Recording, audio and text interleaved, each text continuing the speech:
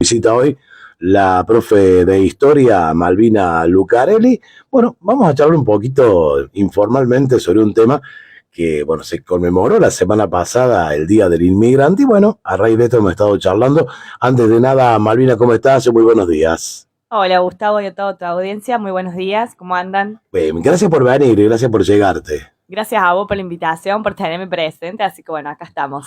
Bueno, ya habíamos estado oportunamente, ya a propósito, me acordé de esto, en el Consejo Deliberante, porque estabas trabajando en un tema interesante con respecto de los trenes, ¿no? Del ferrocarril, algo así era. Sí, en realidad, mi tema de investigación en este Sí, momento tiene que ver con el hospital bien. Pascual Tirro, pero bueno, Ujú. tenía que ver un poquito de contextualizar a Hernando, porque cuando uno habla de Hernando a nivel Córdoba, está como un poquito perdida la localidad, por ahí no se sabe dónde está ubicado, cuáles son los orígenes, Ujú. entonces bueno, había que ubicarla ahí, y bueno, la importancia de lo que es la fundación de Hernando, ¿no? Tiene que ver justamente con el ferrocarril, ¿sí? Correcto. Que empieza a principios del siglo XX, ¿sí? Ujú. Por allá en 1910, 1911, hasta que finalmente se concreta en 1912 lo que es la fundación de la localidad, ¿sí? Perfecto. ¿En qué contexto estás haciendo todas estas investigaciones? ¿Se puede saber? O sea, ¿por qué estás haciendo esto? Bueno, en realidad tiene que ver con un trabajo de investigación para la licenciatura de Historia, ¿sí? De Bien. la Universidad Católica de Córdoba. Y bueno, había que elegir un tema de Ujú. investigación. Me gustan mucho los años 90, yo ahí me traslado totalmente a otra época, ¿no? Todo lo que fue el proceso de descentralización. En, ¿1890? no, 1990. 1990, Sí, esta parte de acá. 1990, sí. Bien. Para lo que hablamos en historia, decimos la historia reciente, Claro. ¿sí? Justamente Ujú. por el espacio del tiempo en la actualidad, aunque no parezca tan reciente.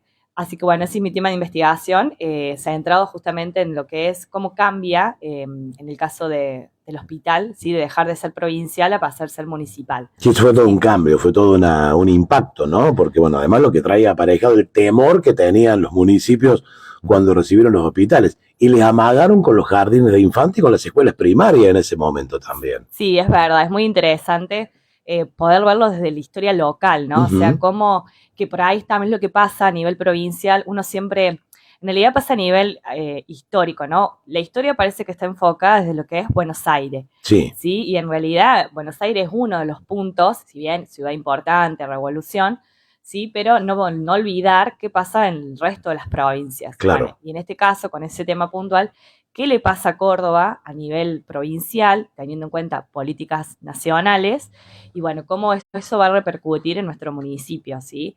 Entonces, bueno, como estoy en proceso de investigación, estoy llevándolo a cabo todo esto, pero bueno, es muy interesante poder ver los decretos, las ordenanzas, cómo el consejo va trabajando, los Ujú. intendentes, porque justo me toca un periodo de 3 intendentes diferentes, Claro. entonces, bueno, cómo se va trabajando todo eso. Así que bueno, estoy en proceso de investigación, y es muy interesante ver qué pasa en Hernando, que por ahí me pasó a encontrarme con escasez de fuentes. Ah, mira Entonces vos. hay una cuestión ahí de fuentes orales, que está Ujú. buenísimo para poder Sí. trabajarlo. Y tuve la suerte de encontrarme con trabajos de Sonia Chabrando, que ella estuvo haciendo toda esta investigación Vuelve Hernando en estos días. de los orígenes de Hernando. Ay, mira qué lindo, Sí, sí, vuelve estuve hablando con Hernando. ella Sí. para preguntarle algunas cositas de estas cuestiones de su libro y demás, y que bueno, súper atenta, ella me respondió enseguida y demás.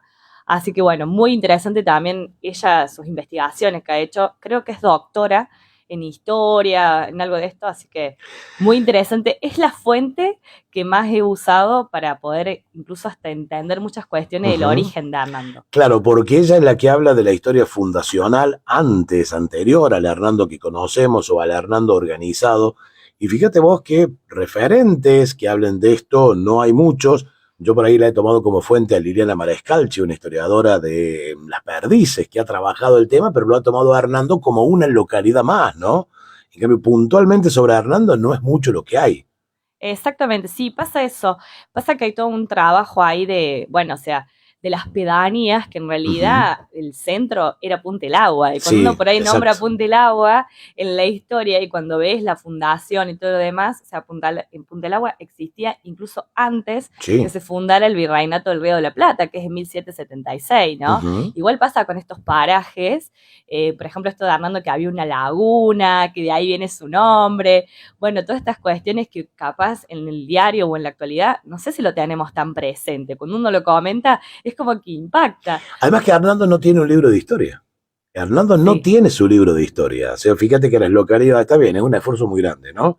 De investigación, de costos, de tiempo. Lleva mucho tiempo, pero la verdad que sería muy lindo poder tener un libro de historia, porque una cosa es relatar o relatos y otra cosa es la historia fundada, probada, con fuentes, ¿no? Claro, exactamente. Bueno, el tema está ahí, ¿no? En las fuentes. Bueno, yo acá justamente en los 2 trabajos que tengo de Sonia, ella tiene una revisión de fuentes, ha ido al archivo de Córdoba, ha ido a archivos de localidades cercanas y además hay un trabajo que me parece muy interesante, incluso de registro de datos, que por ahí en el sentido de números, de saber cuántos pobladores había. El primer registro de Hernando que hay era que había 12 personas, por 12. ejemplo. ¿De qué año es eso, Y Malvina? finales del siglo XVIII. Mirá vos. O sea, es como re loco ver eso, porque Sí, vos claro. decís, porque en el imaginario actual, Hernando con ese nombre y además, o sea, es en el siglo XX, ¿no? Y ya 2 siglos atrás, por esta zona vivían 12 personas. No se especifica, o sea, qué tipo de 12 personas, Está es decir, si eran inmigrantes, si eran nativos y de demás categorización que se da, pero bueno, está ese registro de 12 personas, Claro, es un censo que se hace. Claro, lo que pasa es que, a ver, las fechas fundacionales son habitualmente convenciones, acuerdos que se hacen sociales. O sea, el caso de la fundación de Hernando, 1912, fue una junta de historia que se reunió en Hernando por iniciativa de Pepe Carletti, que fue el que presentó al Consejo Deliberante la inquietud. Allí, en este caso, se pusieron a trabajar. Vilma Marengo de Chiabrando encabezó un poco esta comisión. Moyano Aliaga, un conocido historiador e integrante de la Junta Provincial de Historia, fue el que, bueno, tras investigar dijo, la mejor fecha es esta, pero no significa que antes no haya habido a Hernando, mucho antes, ¿no? Exactamente, es lo que por ahí está bueno tenerlo en cuenta y bueno, y recordarlo, ¿no? O sea, claro. Que estos lugares existen y bueno, justamente, ¿no? La impronta que le da el ferrocarril a estas localidades, acá justamente en el trabajo de Sonia, y uno por ahí en la historia del oral y demás lo va recordando, que se empiezan a fundar las localidades, está Hernando, Foter, Tancacha, Río Tercero y Almafuerte, fundadas entre 1912 y 1913, ¿sí? Justamente con el ramal del ferrocarril de esos tiempos, ¿no? O sea, como el ferrocarril también, está muy interesante esto, ¿no? Modifica el paisaje. Claro. Y algo muy interesante que dice Sonia y que lo comparto totalmente es cómo algunas localidades empiezan a quedar fuera y empiezan a perder protagonismo. Y por ahí yo lo pienso y con mis estudiantes por ahí lo hablamos. ¿Qué hubiera pasado con Punta del Agua si la historia hubiera sido otra? 6.000 habitantes llegó a tener Punta del Agua en algún momento. Exactamente, sí. No es cierto que el ferrocarril iba a pasar por Punta del Agua, sino que el ferrocarril, viste que hay como un mito que se dice que el ferrocarril fue desviado. Dicen algunos historiadores que no era así, el ferrocarril estaba planificado donde está, pero le quitó a la gente a Punta del Agua. Sin ningún lugar a dudas. Bueno, es así, ¿no? O sea, viste, como que estas cosas que van pasando, obviamente no podemos hacer historia contrafáctica, se llama en ese caso, pero bueno, o sea, por ahí queda en ese imaginario pensar que hubiera pasado con Punta del Agua, las Giletillas y zonas aldeanas con respecto a esta situación del ferrocarril. Bueno, mirá dónde nos fuimos, yo te había invitado, mirá dónde nos fuimos. Es apasionante la historia. Claro que es apasionante, a mí me encanta, y vos sos una profesional de esto. Yo te había invitado porque, bueno, para hablar de los inmigrantes, ¿no? Si un poco se conocía las corrientes migratorias que forjaron a Hernando, en qué tiempo y más o menos cómo se forjó Hernando con las corrientes migratorias. Bueno, con respecto a eso y teniendo como fuente a Sonia, que es una de las que más utilizo para lo que es esta historia local, hay que tener presente que en cuanto a registros, no está Hernando como tal, esto empieza a finales del siglo XIX, en los censos que se van haciendo, el primero a nivel nacional en 1869 y 1895. Aparece el departamento tercero arriba como, digamos, como fuente de información, claro, no diferenciado por localidades en un principio que se va a hacer posterior. Con respecto a inmigrantes, lo que se habla es que en el caso puntual de Hernando, entre el 35 y un 38% son italianos. Bien. Y cuando se hace una comparación de números, alrededor de 300 personas eran extranjeros. Y ahí se hace esa diferencia entre, primeramente, siempre hablamos de italianos. Bien. En un segundo lugar, españoles. Y en un tercer lugar, franceses. Y en lo que es ya zona se habla de algunos polacos, algunos otomanos, incluso que serían turcos, ¿sí? Que eso por ahí lo podemos ver muy planteado en Río Tercero, que hay apellidos de origen de Turquía. ¿Sí? Y aquí también los hay, ¿no? Árabes mezclado con turco, porque fue los tiempos en que Turquía invadió con el Imperio Otomano. Entonces viste que a los árabes, acá a los árabes le decimos turcos, pero odian que los llamemos turcos. Sí, es verdad, por eso por ahí está bueno cuando uno va leyendo. Yo me gusta ir como viendo, a ver, ¿de dónde es esto? ¿Dónde lo otro? Porque hay que tener mucho cuidado cuando uno... Turquía está en Europa y Arabia no. Entonces, exactamente. Claro. Uno va comunicando algo. Entonces, de hecho, en la actualidad uno por ahí tiene que usar ciertos términos como, por ejemplo, comunidades, anterior a lo que se va a referir, justamente porque, bueno, cómo hacemos sentir al otro, ¿no? Con respecto a esas corrientes migratorias. Y uno de los ejemplos que da a entender que Hernando tenía una fuerte presencia italiana justamente es la Sociedad Italiana que se funda, que es una de las primeras en fundarse acá en la localidad, ¿sí? Ya ha entrado más del siglo XX. 35% de los migrantes eran italianos. ¿Y cuánto habrá repercutido eso? ¿Qué porcentaje habrá sido de la población general, más o menos? Se habla de que alrededor, en la zona del departamento tercero arriba, había alrededor de 5.000 habitantes, un poquito más de 5.000. En la zona, ¿sí? Bien. Sí, después ese número ya en los otros censos, ya a finales del 19, principio del 20, ahí sí se empieza a especificar con respecto a Hernando, que mira, esto fue un dato muy interesante que encontré, que en 1947, cuando se hace otro censo más, Hernando estaba en el tercer lugar de población inmigrante. Primero estaba Oliva, con alrededor de más de 1.000, y en segundo lugar Río Tercero. Y después Hernando con 420 de extranjeros. Extranjeras. Mira, ¿eso en qué año me decís? En 1947, que es otro de los censos que se va haciendo. Que de hecho ahí ya empieza, en 1914 ya empieza a figurar Hernando como localidad, ¿sí? Ya empieza a figurar en los censos. Y ahí posteriormente se va viendo el aumento poblacional de Hernando, que bueno, me llenaba de orgullo cuando iba haciendo mi trabajo, porque a medida que se fue haciendo los censos, en el caso puntual de Hernando siempre hubo un aumento de población. Bien. ¿Sí? Y que los habitantes de acá en Hernando llegan en realidad porque ya no había más parcelas para ubicar en Dalmacio L, entonces se vienen a esta zona de Hernando. Alrededor se habla de 12 familias que empiezan a formar lo que sería la localidad de Hernando. Qué lindo, qué interesante, ¿no? A ver, el tema después, lo que vino fue los éxodos poblacionales de juventud y todo esto que viene más adelante. Pero es cierto lo que decís, hoy si bien hay un crecimiento vegetativo negativo, como pasa creo que en todo el país, donde hay más fallecimientos que nacimientos, y por ahí uno puede cuestionar los datos censales con los que no estás muy de acuerdo, pero sí por ahí vemos el avance, a pesar de que los números por ahí creo que nos quedan cortos, lo mismo marca un aumento. Sí, y esto que decís del éxodo, acá también en este trabajo de Sonia habla mucho de esto, ¿no? Que la población mayormente estaba ubicada en el plano rural. Claro. Y esos inmigrantes estaban en el plano rural, lo cual coincide mucho lo que a nivel nacional pasaba, hablando de finales del siglo XIX, esto de las corrientes inmigratorias, de la explosión del modelo agroexportador, que venían a trabajar acá en un principio, después, bueno, ya con las guerras mundiales se instalan en esta zona, ¿sí? Entonces, bueno, esto es como muy interesante, ¿no? Porque lo que uno por ahí habla a nivel nacional se vio reflejado en nuestra zona también, ¿sí? Bueno, estamos dentro de la zona de La Pampa, ¿sí? Que, bueno, modelo agroexportador, esta zona sabemos que es por excelencia de producción, entonces, bueno, eso se ve reflejado también ahí, ¿no?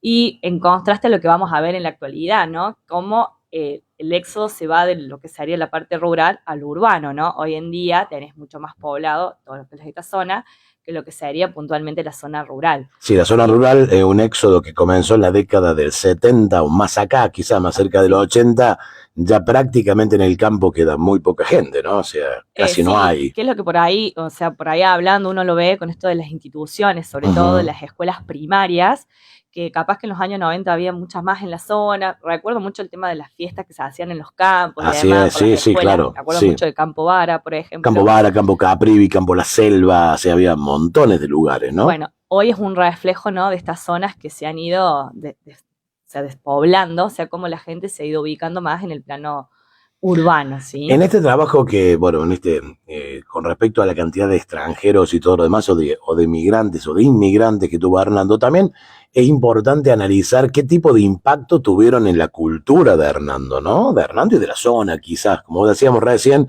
la creación de la sociedad italiana. Hubo una sociedad española en Hernando, que después se fusionó con lo que era la vieja Asociación Mutual de Jubilados y Pensionados de Hernando, e hicieron la actual Asociación Mutual Hernando, pero había hasta una sociedad española también, o Es sea, verdad, sí, ¿no? Bueno, cómo ellos iban intentando mantener sus raíces en la localidad. Sí, algo que me parece muy interesante es el trabajo de Sonia, que ella hace un análisis de los trabajos de las parejas, de los matrimonios de la época, y uno ahí va viendo la mezcla incluso entre los inmigrantes, que porque en las actas figuraba el lugar, ¿sí? De nacimiento, cuál era su origen. Entonces estaba españoles con italianos, franceses, y ahí es donde aparece esto de la comunidad turca. ¿Sí? Entonces ahí estaba esta cuestión también, ¿no? Bueno, yo iba pensando en el imaginario de Fernando de principios del siglo XX, cómo era, y pensaba en estas asociaciones, perdón, que van apareciendo, ¿sí? Justamente, bueno, para lugares que hoy capaz vemos a una sociedad italiana con no el mismo funcionamiento que tuvo seguramente en esa época. Era muy activo, ¿no? En aquella época. Sí, cuando uno entra a la sociedad italiana y ve todos esos cuadros, sí, la bandera, yo por ahí pienso y digo, wow, ¿qué habrá sido, no? Para ellos, para estas personas que fundaron estos lugares para la época, ¿qué habrá significado, no? Esto de mantener tus raíces y demás. Porque bueno, era gente que vino seguramente con sueños, con anhelos y demás, y bueno, y se fue instalando y quedando, ¿no? Mucha gente sabe que es descendiente de italianos y, bueno, orgullosos de ellos, ¿no? Hoy por hoy pareciera ser que obviamente a medida que van pasando las generaciones, la sangre extranjera va quedando más lejos. Hoy creo, por lo que se ve, no tengo datos, pero pareciera ser que nuestra constitución social es más bien criolla, argentina, propiamente dicha, ¿no? Casi ya no hay extranjeros de pura cepa en Hernando, ¿no? Claro, sí, son cuestiones que se van modificando con el tiempo. Seguramente todos tenemos algún descendiente inmigrante y demás. Por ahí cuando vos te pones a buscar algún bisabuelo, tatarabuelo, ¿viste? Porque realmente fueron muy fuertes las corrientes migratorias y se hizo sentir en todo el país. Sí, bueno, en lo que en ese momento para finales del 19, principio del 20 era lo que era Argentina, que todavía no era la Argentina que vemos hoy en el mapa. Claro. ¿No? Estaba todo este proceso de la colonización de la Patagonia y algunas zonas del norte, ¿no? Hubo, alguna vez lo charlaba con la profe Lucía Lozano, a quien también le mandamos un abrazo. Que fue mi alumna. Fue tu alumna, claro, bueno, Lu Lozano. Por ahí hablábamos mucho con ella. La población afro en el país fue importante. Y acá también tuvimos población afro. Sí, eso es muy interesante porque acá en el trabajo de Sonia lo menciona. Incluso hace distinción de mestizos, mulatos, negros libres y negros esclavizados. Mira vos. Entonces eso es muy interesante. Por ahí creo que Lucía, ella tiene como una especialización en este tema y es muy interesante porque esa es la parte que por ahí la historia le falta, sí, por lo menos hablo de lo que yo conozco en lo local, de profundizar, ¿no? ¿Qué pasaba con estas comunidades que también estuvieron presentes en esta zona, ¿sí? Como que ahí creo que es una deuda que tenemos que es importante trabajarla y ver cómo también estaban presentes, ¿no? ¿Cuál habrá sido el rol que habrán cumplido? Por ahí uno tiene un imaginario de lo que era la esclavitud, cómo llegaban, que era terrorífico, venían como animales hacinados en barcos y demás. Y bueno, ¿qué habrá pasado acá cuando llegaban, no? ¿Qué rol habrán tenido? Tenemos asentamiento, de pronto se habla mucho de la zona de la Negra Muerta, por ejemplo. En esa zona había tolderías, por ahí se llaman, que eran gente que escapaba de los malones o que escapaba del ejército mismo, porque estaba muy cerca del Camino Real. Y bueno, y ahí surgen un montón de historias relacionadas con gente de población, ya sea indígena o afro, ¿no? Exactamente, de hecho acá el trabajo de Sonia lo nombra mucho al malón como una figura presente en esta zona, ¿sí? Y de incluso el rol que cumple el malón justamente en esta zona. Y esto muy importante que decís del Camino Real, ¿no? Que bueno, que Punta el Agua tenía esa función ahí de Camino Real, y cuando uno va leyendo y demás diciendo, no nombran puntualmente Punta el Agua, pero sí el arroyo Tegua. Claro. Y vos lo vas ubicando y decís, mirá, qué loco, ¿no? O sea, por eso vuelvo a esto, ¿no? De la importancia de estos pueblos que tenemos hoy a nuestro alrededor para, bueno, reivindicarles justamente, sí, su paso a lo largo de la historia. Malvila, para ir terminando, ¿cómo se enseña la historia hoy? ¿Cómo es receptada por vos das clases, o sea, das clases a adolescentes, a jóvenes? ¿Cómo se recepta la historia? ¿Cómo se enseña y cómo se recepta? La verdad que es un desafío, sí, porque bueno, hoy estamos con todo lo inmediato y la información está ahí nomás, o sea, las herramientas están, digamos, ¿sí? Entonces, bueno, creo que la mejor forma de enseñarlo es llevándolos al lugar a los chicos, llevándolos a vivir. Nosotros en el cole, junto con otros colegas, tenemos un proyecto que lo empezamos el año pasado. Y que estuvo muy bueno. A continuar, que es el famoso Ciencia en Bicicleta, una idea de Emiliano Bertoglio. lo nombro porque me parece que es maravilloso. Fuimos el año pasado 3 días en bici hasta Punta del Agua y justamente ahí, ¿no? Pudimos vivenciar la historia desde otro lado, estuvimos caminando por Punta del Agua, recorriendo sus lugares, el salón, el pueblo, incluso fuimos al cementerio y encontramos, mira, me estoy acordando ahora, placas en portugués. Entonces, en portugués, mira vos. Veíamos esto, ¿no? La corriente migratoria de los portugueses que incluso tienen hoy, ¿sí?, su persona fallecida en el cementerio de Punta del Agua, ¿no? Y bueno, la datación de años de Punta del Agua, bueno, ahora se cumplen, cementerio felices. Justamente este año se cumplen 300 años desde que llegó la primera imagen de la Virgen del Rosario, que tantas historias se tejen alrededor de ella, ¿no? Sí, recién lo veía justamente que habías publicado, digo, mirá, 300 años de esto, ¿no? De este hecho histórico. Así que bueno, creo que es una de las mejores formas para poder enseñar historia. Yo siempre le digo a los chicos que la historia también se aprende leyéndola, cuestionándola. Exacto. Sí, yo soy súper defensora de que yo enseño, pero me gusta que ellos también cuestionen, que me pregunten, ¿era así, profe? ¿Realmente esto pasaba así? Entonces, bueno, creo que ese es el desafío, sobre todo en el siglo XXI. Y haciéndolo vivir, a mí me parece que los viajes educativos son súper importantes. En este caso pasó que Emiliano tuvo esta idea de ir en bici a Punta del Agua, justamente por costos, y los chicos se reprendieron y, bueno, lo hacemos con quinto y sexto año de la orientación de humanidades y bueno, este año vamos de nuevo. Estamos perfecto. En este proyecto. ¿Ya tienen fecha? Más profes. ¿Tienen fecha ya? Sí, vamos a ir para el 15, 16, 17 de octubre, si nos acompaña el clima. Perfecto. Si no, la próxima semana. Correcto. Malvina, ha sido un placer tenerte. Gracias, por tomarte estos minutitos. Por invitarme, sí, un placer, siempre. Muchísimas gracias. Bueno, ahí estaba, la profe de historia.